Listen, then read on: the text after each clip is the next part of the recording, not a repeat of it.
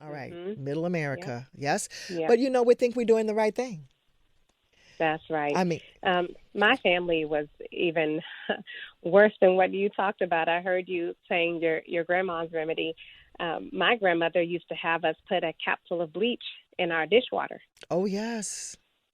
and the dishwashing liquid it included formaldehyde, and then we added bleach on top of the Ooh, formaldehyde. So we really had yes. a good combination going. Okay. It's combustion. And as a science rat, when you start breaking down these things chemically, when you start adding up the C6H12O6 and the dioxins and breaking it down chemically, when you look at that stuff, it technically looks like some sort of bomb on paper. That if you really put those things together and if you look at it, not in an effort to make a product, but if you looked at it in an effort to just look at what the chemical compounds are, what it contains, it's ridiculous. You would never put these things together. Because on paper it doesn't work. Right. It doesn't work. You had an interesting situation about your husband using bleach. Tell us about that.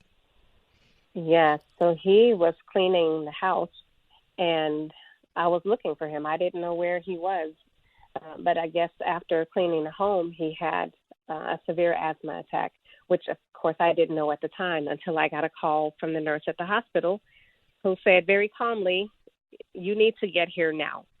And so when I got there, not only did they have to admit him to the hospital, he was admitted for an entire week. Mm. It was very severe, and we almost lost him. And it was simply because he decided to clean the house. And I really don't think people understand how serious it is when we take these chemicals into our hands. Yeah.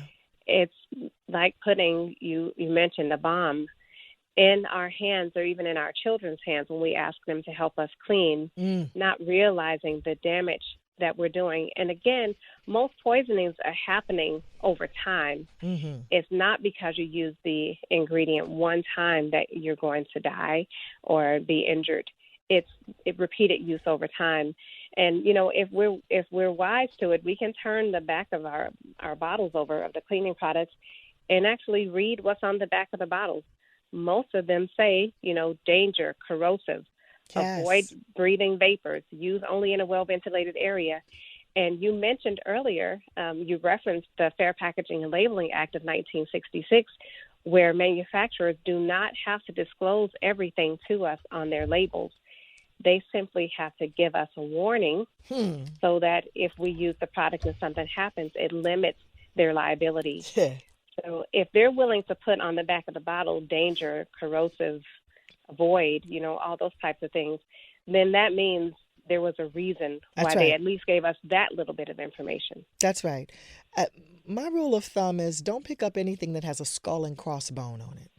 We know that means death.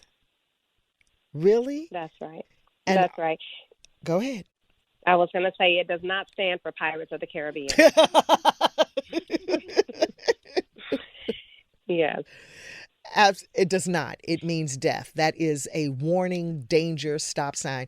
And I'll never forget when I was about 10 years old, in the bathroom reading the back of the toothpaste, and it said, call the Poison Control Center if swallowed. And I screamed, Mommy, the toothpaste is poison. She said, girl, what you talking about? And I said, it says, call the Poison Control Center if swallowed. Stevie swallows toothpaste every day. Call the Poison Yes. Control Center.